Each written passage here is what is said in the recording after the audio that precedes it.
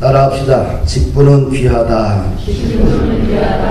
직분은 하나님이 주신 것이다.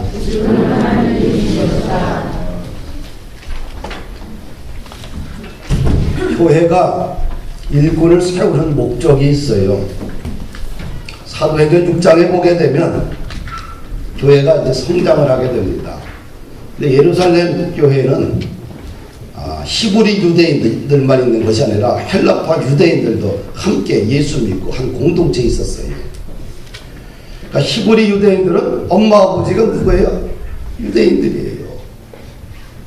근데 헬라파 유대인들은 엄마나 아버지 중에 한 사람은 뭐예요? 이방인이요. 한 사람은 유대인이고. 무슨 말인지 이해되죠? 네. 그런데 문제가 뭐냐? 헬라파 유대인 과부들이 뭐에 빠지냐면 구제의 대상에서 제외시켜버린 거예요. 기분이 좋아요? 나빠요? 나빠요. 그래서 헬라파 유대인들이 그냥 히브리파 유대인들을 원망합니다. 그러니까 어떻게 교회가 갑작스레 성장하던 교회에 갈등이 생기고 싸움이 일어나고 그러면서 교회가 위기를 경험하게 돼요. 그래서 이 공동체의 문제를 해결하기 위해서 12사도와 제자들이 함께 모여서 회의를 합니다. 그 회의의 결과가 뭐냐? 우리가 하나님의 말씀을 제쳐놓고 적대를 일삼는 것은 마땅하지 않다. 그래서 형제들 가운데서 성령과 지혜가 충만하고 칭찬받는 사람 7사람을 선택해서 우리가 그들에게 접대하는 모든 봉사의 임무를 맡기고 우리 사도들은 기도하는 일과 말씀 사역에 힘쓰자. 그래서 교회에서 일꾼을 뽑는 목적이 있는 첫째는 뭐냐? 사역의 역할 분담 때문입니다. 할렐루야. 교회는 담임 목사 한 사람으로 건강하게 교회를 세울 수 없습니다.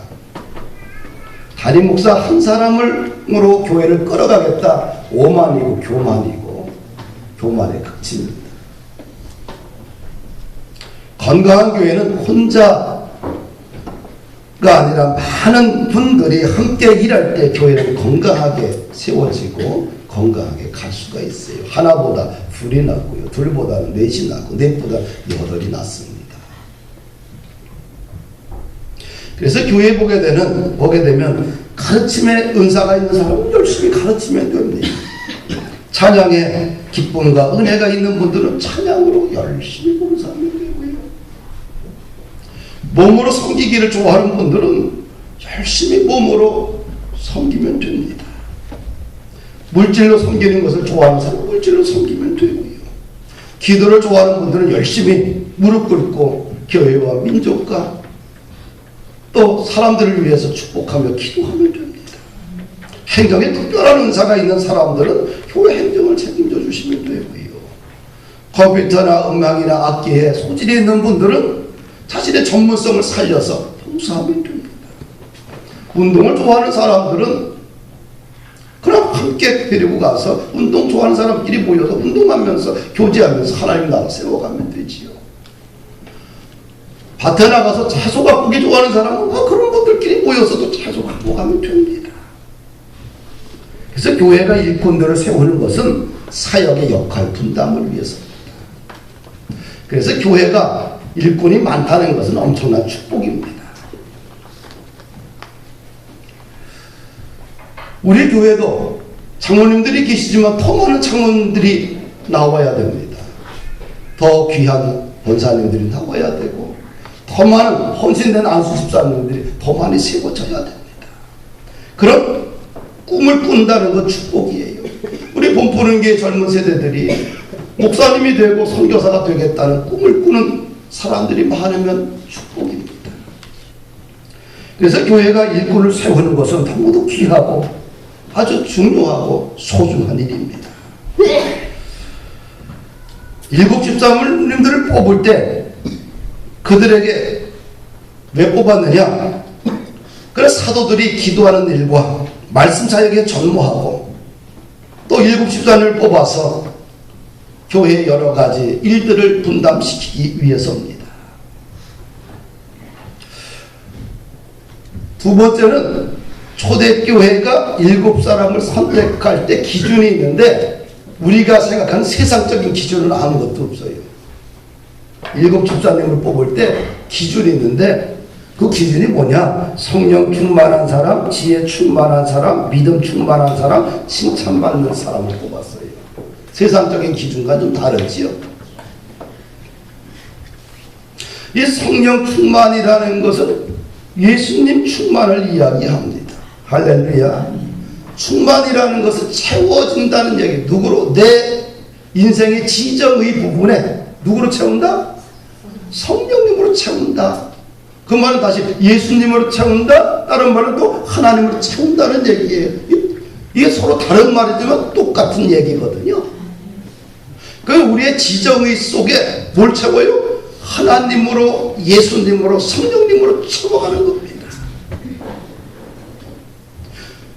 그 재직자들은 뭐로 채워야 돼요? 성령님으로, 지정의 속에 예수님으로, 하나님으로 채워가는 거예요.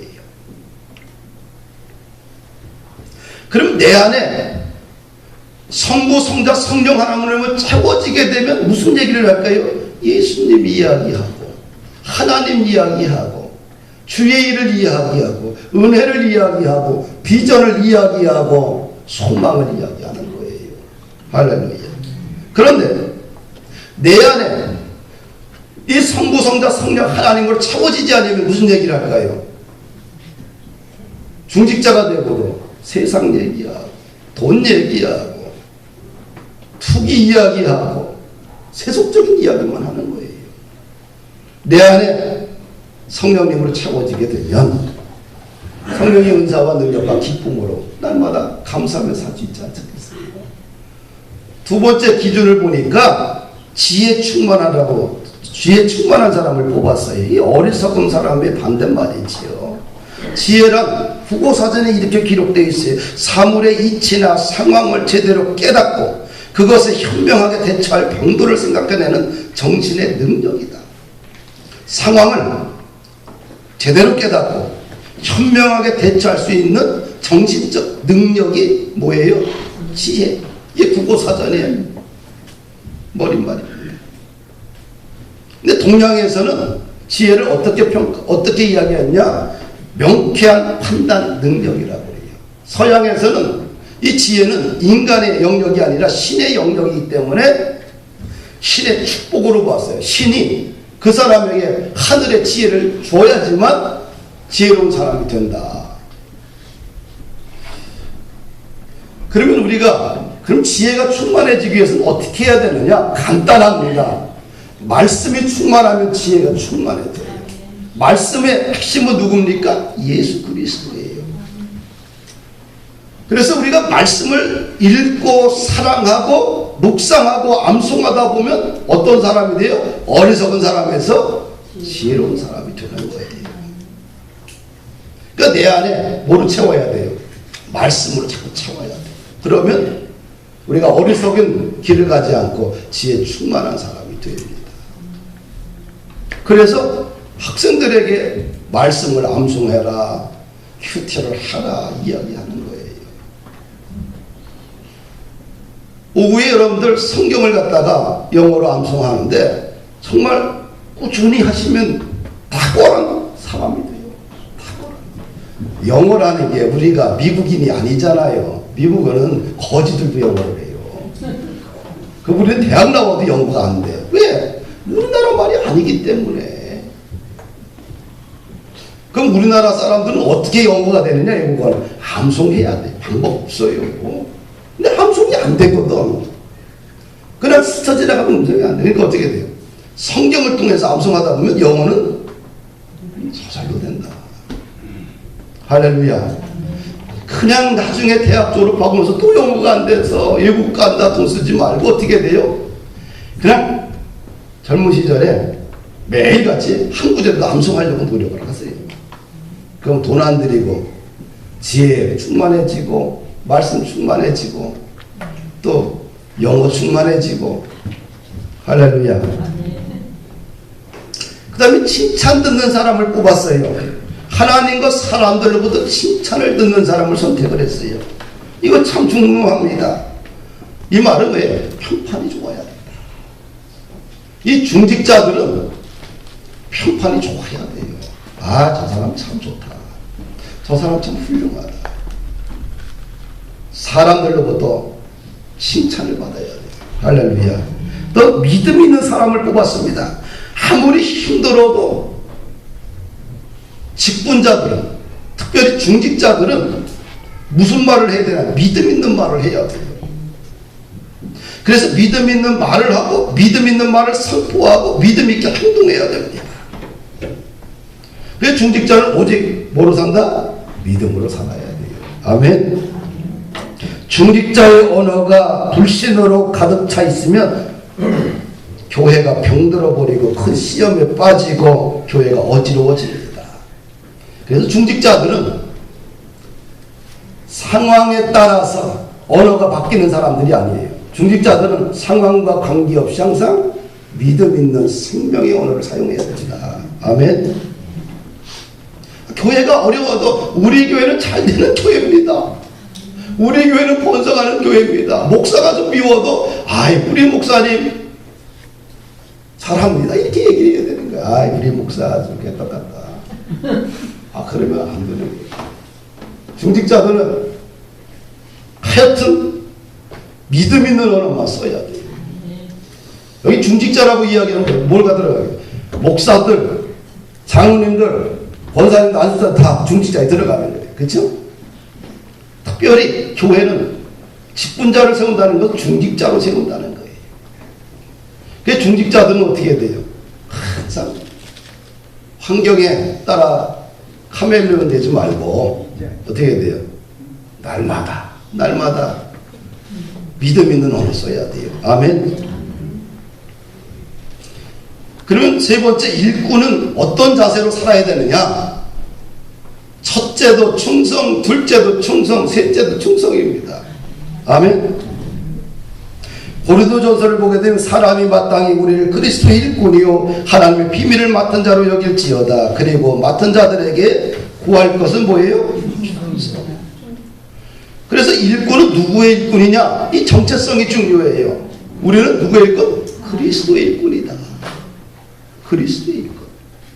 사람의 일꾼이 아니에요. 어떤 목사의 일꾼이 아니고 어떤 사람의 일꾼이 아니고 우리는 그리스도의 일꾼이다. 분명한 정체성이 있어야 돼요.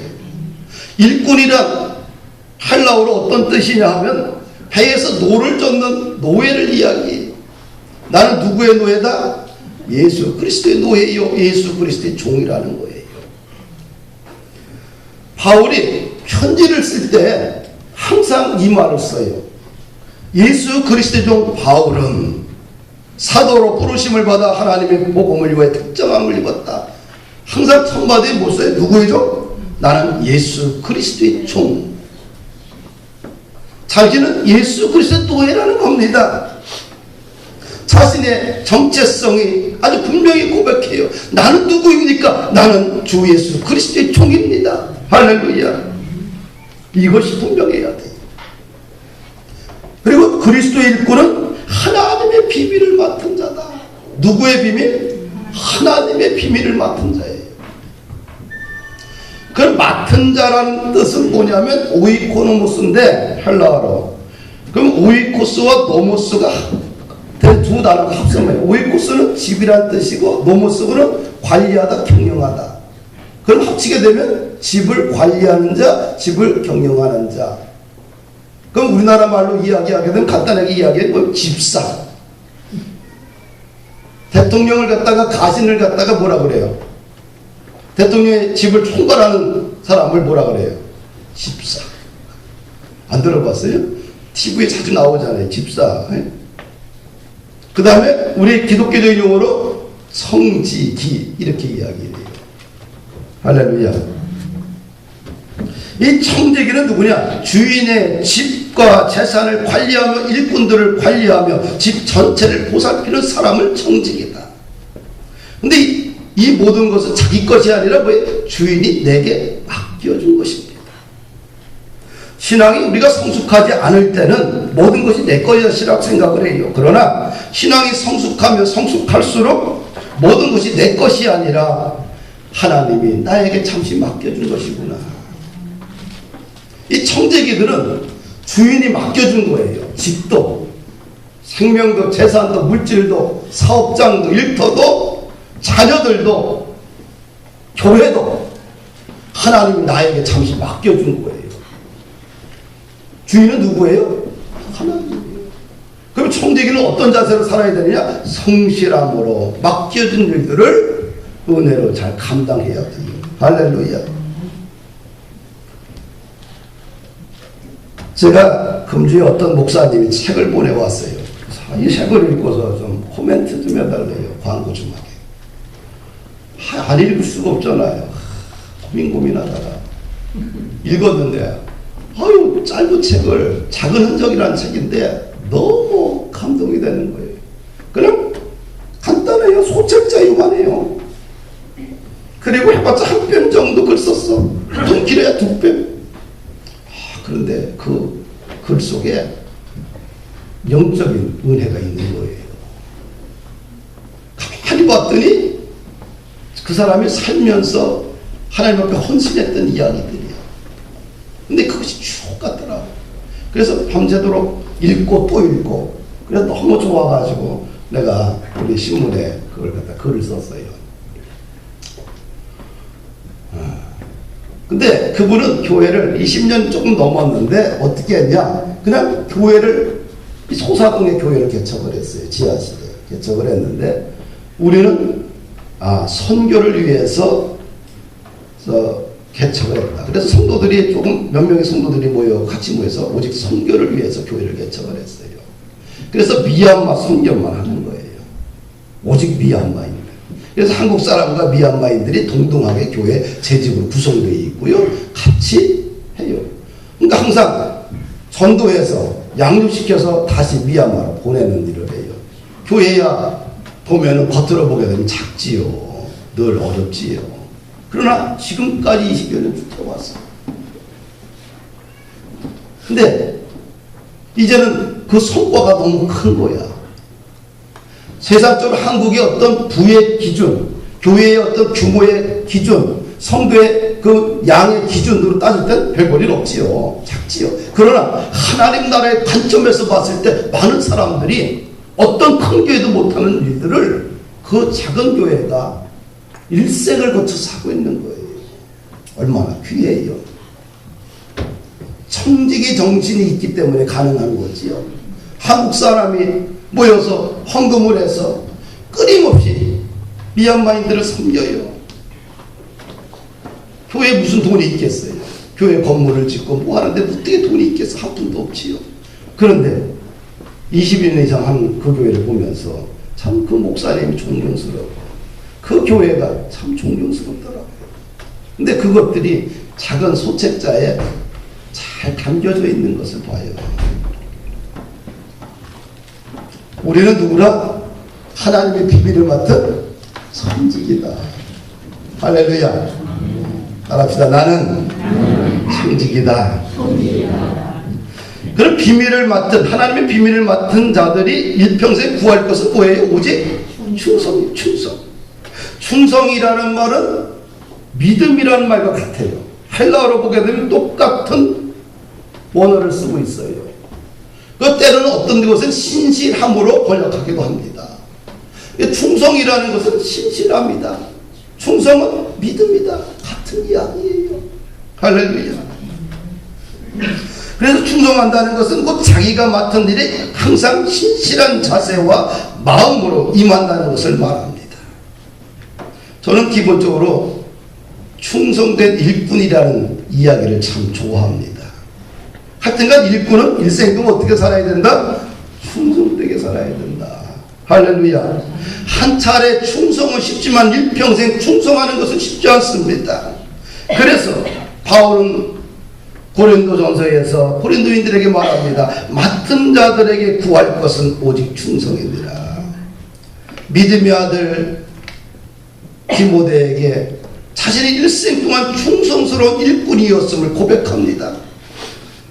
관제와 같이 벌써 내가 부음이 되고 나의 떠날 기약이 가까웠도다. 내가 선한 싸움을 싸우고 나의 달려갈 길을 마치고 믿음을 지켰으니 충성스럽게 살았다는 거예요. 일생 동안. 내가 젊었을 때 충성했는데, 우리 기독교는 과거가 아니에요. 항상 뭐예요? 현재 진행형을 해야 돼요. 과거에 충성했는데 지금도 더 크게 충성하고 있다. 이렇게 이야기를 해야 돼요. 과거에 한때 나 기도 많이 했는데, 과거에 그거 철회했는데, 과거는 과거예요. 기독교는 항상 현재입니다. 할렐루야.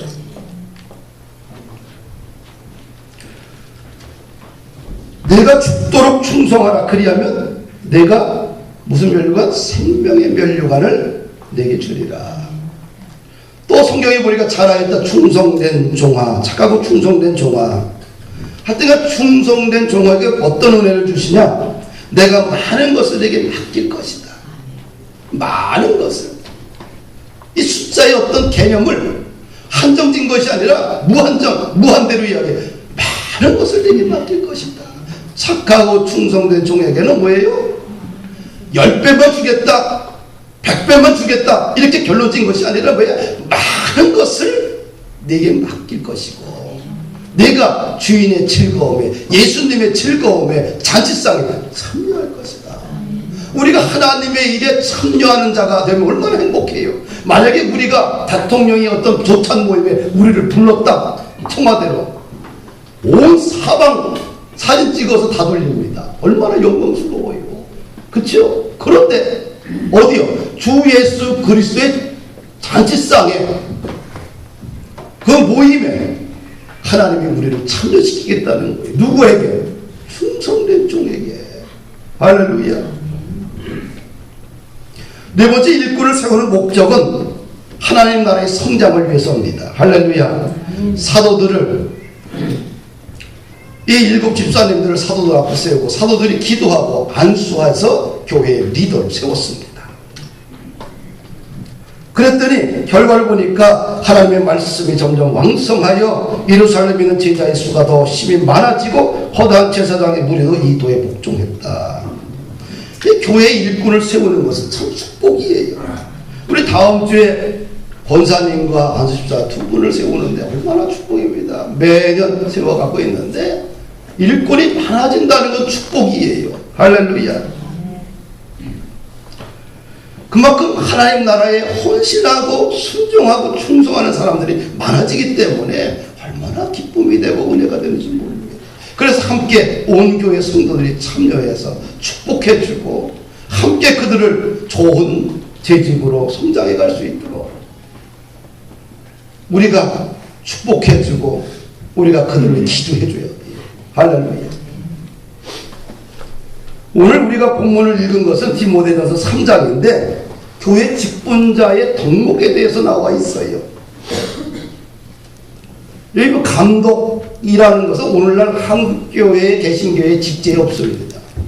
중국에 가면은 그 초대교회 직제를 그대로 사용하고 있어요. 교회 갔더니 감독, 목사 감독이 있고 설교 목사가 따로 있고, 그래서 설교 목사 초청받고 갔는데 교회가 봤더니 교회 총관리자도 누구예요? 감독이 있어요. 감독 장로도 있고 감독 목사도 있고, 하여튼 뭐 목사도 받으면 목사 감독이 되고 목사님이 되고, 그래서 이분들은 왜 교회를 관리해요. 하여튼 초대교회를 그래 직제를 그대로 쓰고 있더라고 하더니, 근데 한국에는 사실은 초대교회 직제를 쓰지 않습니다. 그럼 오늘날 이 디모데 전서에 나온 이 말씀은 뭐냐면, 목사든 장로님이든 권사님이든 안수집사님이든 뭐예요? 우리가 지향해야 될 모습이다, 덕목이다, 일꾼들이 가져야 될 덕목이다 라고 생각하면 됩니다. 그럼 교회 직분자들은, 중직자들은 첫째로 선한 일을 사모하라 그래요. 따라합시다. 선한 일을 사모하라. 3장 1절에 보니까 곧 사람이 감독의 직분을 얻으려 하면 선한 일을 사모하는 것이다. 선한 일을 사모해야 돼요. 악한 일은 어떻게 돼요? 중직자들은 근처도 가지 말라. 오직 주의 선한 일이 앞장서고 선한 일을 도모하고 선한 일을 추구해야 됩니다. 그게 교회 직분자들이, 중직자들이 걸어가야 돼요. 모습이에요. 선한 일을 추구하십시다. 두 번째로, 감독의 자격은, 중직자의 자격은 책망할 것이 없어야 된다. 하여튼간 책망거리를 만들지 말아야 됩니다. 사람은 실수할 수 있습니다. 그러나 반복하지 말아야 돼요. 실수하면 회개하고 다시는 반복해 죄를 짓지 않겠다라고 마음에 결심하고 노력해야 됩니다. 죄와 끈질기게 평생 싸워야 돼요. 바울 사도도 싸우잖아요. 로마서 7장 보십시오. 내 안에 두 개가 존재하잖아요. 하나님의 법을 따르는 내가 있고 악을 따르는 내가 있는 거예요. 두 개의 법이 내 안에서 막 충돌하고 싸우는 거예요. 그런데 내가 성령 충만하고 내 의지와 성령의 은혜를 통해서 자꾸 하나님의 법을 따라가다 보면 악의 법을 이길 수 있잖아요. 우리 자꾸 지지 말고 중직자들 어떻게 돼요? 악을 이기고 악의 근처도 가지 않으려고 노력을 해야 돼요. 죄와 끈질기게 싸워야 됩니다. 죄가 얼마나 간사하고 요물인지 틈만 나면 죄가 뚫고 들어와서 넘어뜨리고 시험에 빠지게 하고 무너뜨립니다. 그러면 이 3장 2절 이하에 보게 되면 이 중직자들이 갖춰야 동복이 나오는데 왜 한 아내의 남편이 되며 기본이겠죠? 그래 안 그래요?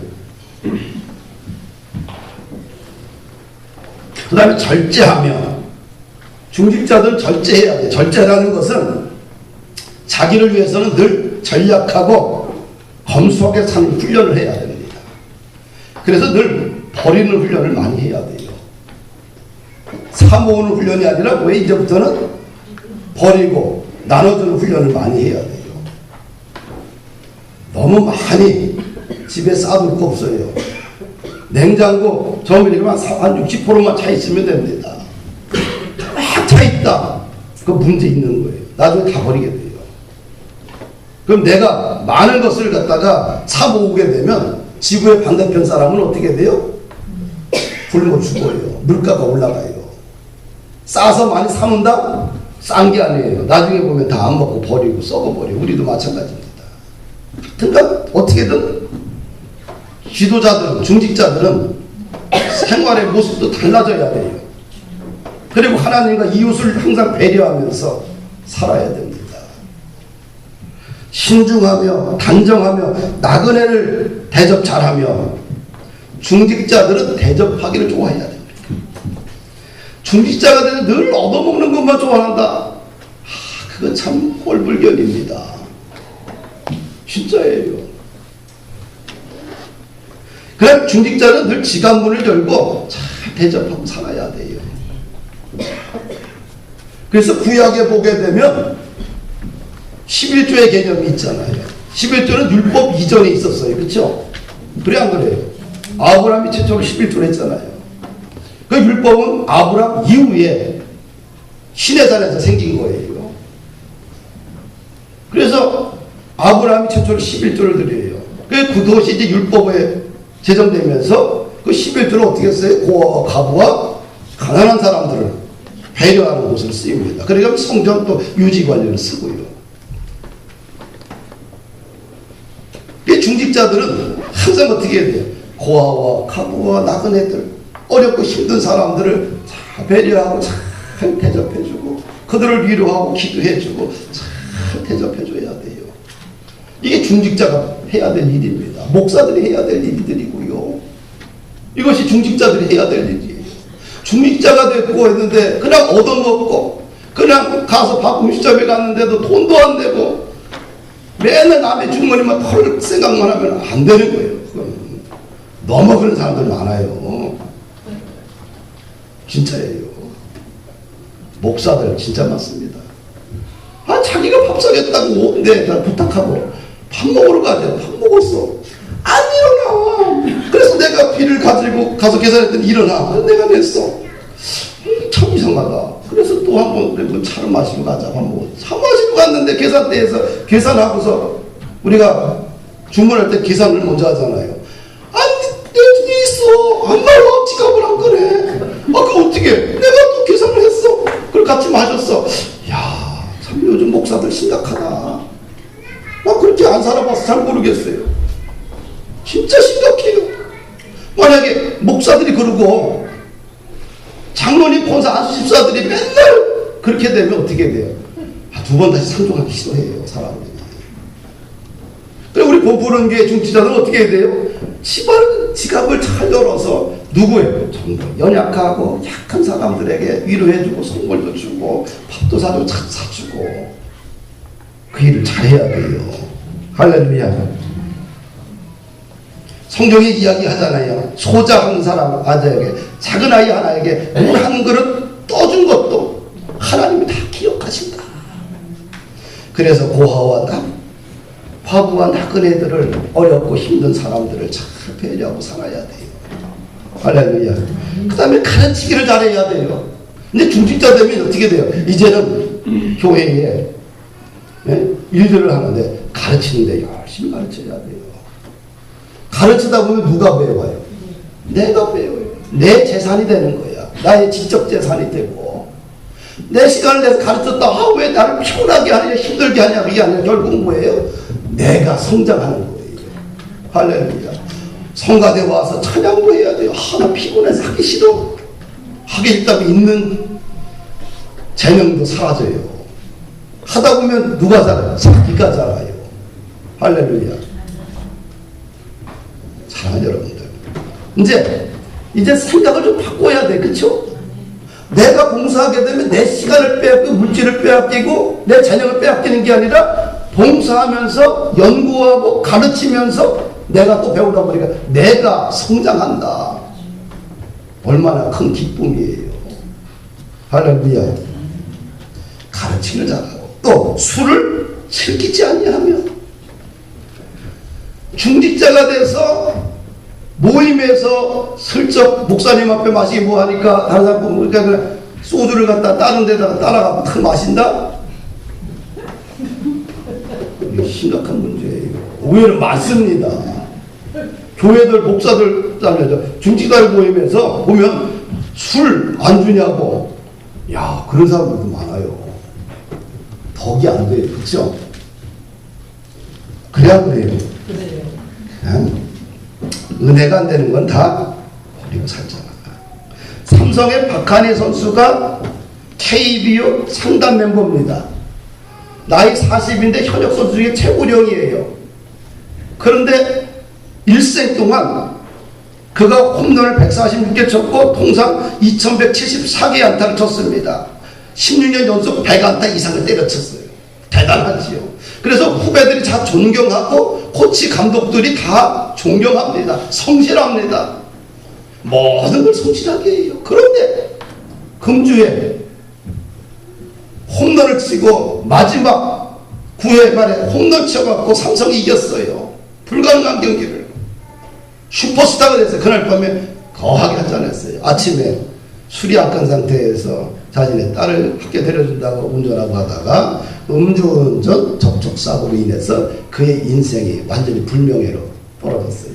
그날 그는 어떤 삼성에서 일단은 불명예 은퇴를 했잖아요. 그 화려했던 인생이, 성실했던 인생이 한 번의 실수로 은퇴식도 못하고 그날 역사 속에서 사라져 버렸어요. 그가 33번 번호를 갖고 있었는데 명예 전당에 올라가야 되는데 누구도 그 번호를 못 써요. 그런 축복인데 그것도 사라져 버리고 앞으로 감독으로서 지도자로 나가야 될 모든 꿈들이 한순간에 다 거품돼 버렸어요. 그를 사랑했던 가족들, 그를 사랑했던 야구인들, 그를 사랑했던 팬들에게 큰 아픔을 줬지요. 안타깝다고 생각을 해요. 한 번의 실수가. 우리 중직자들은 이 한 번의 실수를 해서는 안 돼요. 그렇죠? 하여튼간 중직자들은 끝까지 자기 관리를 좀 잘해야 됩니다. 구타하지 아니하며 폭력이 돼야 안 돼요? 안 돼요. 그 다음에 오직 관용하며 이 관용이라는 말이 무슨 뜻일까요? 관용, 3절에 관용하며, 관용은 남의 잘못 따위를 너그럽게 받아주다, 넉넉하게 받아주다, 이런 뜻입니다. 다른 말로 이야기하면 포용이라는 말이 포용. 포용이라는 말은 것은 받아준다는 얘기거든. 받아들인다, 이런 뜻입니다. 이 중직자들은 마음의 크기를 키워야 됩니다. 중직자들이 마음이 종재기가 돼서 중직자가 되면 문제가 많이 터져요. 그러니까 중직자는 무슨 그릇? 마음의 그릇을 자꾸 크게 키워라. 근데 마음의 그릇이 좁으면 뭐 작은 말에도 상처를 받고, 작은 말에도 시험에 빠지고, 작은 말에도 그냥 얼굴 붉혀요. 그러면 교회에 큰 어려움이 됩니다. 공동체가 참 힘들어요. 그래서 중직자들은 뭐예요? 포용력, 관용의 마음이 있어야 돼요.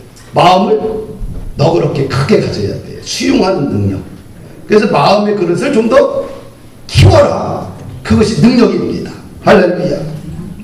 목회자가 마음의 그릇이 너무 작으면 성도들이 얼마나 힘들겠어요. 마음의 그릇을 좀 더 키우자. 그것이 은혜입니다. 그래서 솔로몬에게 하나님께서 주신 은혜가 있는데, 지혜와 명철과 총명과 하나도 넓은 마음을 주셨어요. 그리고 자녀들에게 이야기할 때, 하나님, 내 이 자녀에게 주여 지혜와 총명과 명철과 넓은 마음을 주시옵소서. 이 넓은 마음의 그릇을 크기를 키운다는 얘기예요. 그래서 뭐든지 다 담을 수 있는, 상처받지 않고 모든 걸 다 수용하고 받아들이고 자기 속에서 다 걸러낼 수 있는 그런 인재가 필요해요. 할렐루야. 다투지 아니하며, 우리는 싸워서는 안 돼요. 그렇죠? 말로 이기고 그 다음에 인심을 잃어버리면 안 되는 거예요. 중직자들은 말로 이겨야 되겠다, 안 돼요. 말로 이기면 뭐가 떠나요? 사람이 떠나요. 인심을 잃어버리게 돼요. 말로 이기게 되면 결국은 다투게 돼요. 그래서 중직자들은 져주며 살아가는 것이 축복이다. 따라합시다. 져주며 살자. 누가 져주며 살았어요? 예수님이 그렇게 살았어요. 예수님은 매도 맞으시고 조롱도 당하시고 비웃음도 당하시고 결국 난 십자가에 달려 죽으셨어요. 근데 변명하지 않았어요. 사람들과 말다툼하지 않았어요. 그냥 참으셨어요. 그 결과 어떻게 돼요? 부활하신 후에 하늘과 땅의 모든 권세를 부여받는 유일무이한 하늘과 땅의 능력자가 됐어요. 그래서 예수 그리스도의 이름으로 배 무릎을 다 꿇어야 돼요. 그런 영광을 그분에게 하나님이 주신 거예요. 그래서 우리가 주 예수 그리스도의 이름으로 기도합니다. 그렇게 마무리가 돼야 되는 거예요. 왜? 모든 권세를 하나님이 예수님에게 다 주셨기 때문에 그래요. 져주면 이긴다. 근데 싸우면 진다. 싸움에 이기고 민심이 떠난다. 중직자들이 싸우잖아요. 누가 좋아할까요? 마귀가 좋아해요.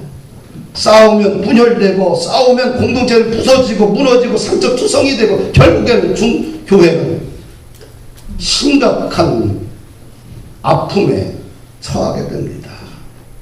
다툼은 마귀의 역사입니다. 마귀의 앞잡이 노릇을 하게 됩니다. 평생 다투지 말자. 중직자들은 참아야 돼요. 말하고 싶어도 참아야 돼요. 덕이 안 되고 이게 싸움의 소재가 되면 그냥 참아야 돼요. 왜? 누가? 예수님이 그렇게 사셨어요. 할렐루야. 그 다음에 보니까 돈을 사랑하지 아니하며, 중직자들은 돈에 대한 철학이 분명해야 됩니다. 돈은 하나님이 나에게 맡겨주신 선물입니다. 많이 맡겨주셨으면 그 물질을 의미있고 귀하게 하나님 나라에 쓰면 돼요. 할렐루야. 돈은 죽어서 천국 못 가져가요. 돈은 이 땅에서만 필요한 것입니다. 그래서 천국에는 오직 우리의 선한 행실과 그리스도를 향한 우리의 열정과 믿음과 헌신만 가지고 갈 수가 있어요. 할렐루야. 그래서 중직자들은 하나님이 주신 물질을 거룩한 곳에 마음껏 사용하고 살아야 된다. 이것이 중직자다. 땅에 보물을 쌓게 되면 다 이게 좀 먹어버려요. 할렐루야. 그래 이 보물을 어디에? 하늘나라에 쌓아라. 하늘나라에 쌓는 것은 하늘나라 돈을 가지고 가는 게 아니잖아요. 주 예수 그리스도의 이름을 가지고 나에게 맡겨진 이 물질을 거룩한 곳에, 의미 있는 곳에, 가치 있는 곳에 마음껏 쓰는 거예요. 할렐루야. 자기 집을 잘 다스려 자녀들로 모든 공손함으로 복종하게 하는 자라야 할지며, 할 때가 중직자들은 자기 집을 잘 다스려야 돼요. 무엇보다 중직자들은 모든 자녀들이 공손해야 됩니다. 자녀들이 공손하게 태도가 좋아야 돼요. 할렐루야. 그래야 덕이 됩니다. 목사가 목회를 잘한다는 게 중요한 게 아니라 중요하죠. 그러나 가정이, 자녀들이 태도가 좋아야 돼요. 그래야지만 그게 복이 되는 거예요. 중직자도 그래야 됩니다. 아내와 자녀들이, 남편들이 잘 믿음 안에서 온화한 태도를 가지고 아름답게 헌신하고 아름답게 찬양하고 살아야 돼요. 그 다음에 새로 입교한 자도 말진이 교만하여 돼서 마귀를 정죄하는 그 정죄에 빠질까 합니다. 그래서 교단법도 그래요. 뭐 외부의 장로님이 들어오셨다 그게 되면 2년 동안 그냥 있다가 2년 후에 그 다음에 신부장로님이 됩니다. 그렇죠? 바로 세우진 않습니다. 왜? 잘못하다가 공동체 무너지기 때문에 그래요. 그 다음에 쭉 보면 집사에 대해서 이야기하고 여자 집사에 대해서 이야기를 하는데, 그럼 쭉 보면 일구이연하지 말라, 두말하지 말라는 얘기, 그렇죠? 더러운 일을 탐하지 말라, 부정한 이익을 탐하지 말라. 그 다음에 깨끗한 양심의 비밀을 가진 자라, 깨끗한 양심의 믿음의 비밀을 가진 자라야 한다. 하여튼 그 다음에 이제 11절 보게 되면 여자들에서 이야기하는데 뭐래? 이와 같이 정숙하고 모함하지 아니하며 절제하며 모든 일에 충성된 자라 할지니라. 정숙하며 모함하지 않으며 모함하지 않는다, 험담하지 않는다는 거예요. 여성들이 다 그런 게 아니고요. 여성들이 모이면 잘하는 것이 있다고 그래요. 과거에 남 이야기죠. 험담입니다. 남 이야기는 밤새도록 해도 어떻게 돼요? 아주 신나요. 지칠 줄 모릅니다. 재미있습니다. 함께한 마음이, 함께 한 마음이 되어 누군가를 놓고 난도질하게 되면 죽이 잘 맞으면 아주 속이 시원해져요. 그러면 된다 안 된다? 안 된다. 험담하지 말고 뭐예요? 중직자들은 칭찬하는 사람이 되라. 마칩니다. 사랑하는 여러분들, 우리 교회에 또 권사님과 안수 집사님을 세웁니다. 완벽해서 세우는 거 아니에요. 우리가 완벽해서 목사가 되고 완벽해서 중직자가 되는 게 아닙니다. 모든 것은 하나님의 은혜입니다. 그래서 은혜로 알고 또 중직자가 된 이후부터는 어떻게 돼요? 우리 모두 덕스럽게 좀 성경의 가치에 맞게 우리 자신을 잘 가꾸어가는, 그래서 하나님 나라가 세워지고 또 우리를 통해서 예수님의 이름이 번성하는, 또한 여러분들의 인생이 아름답게 세워지는 그런 축복의 삶이 되기를 주의 이름으로 부탁을 드리겠습니다.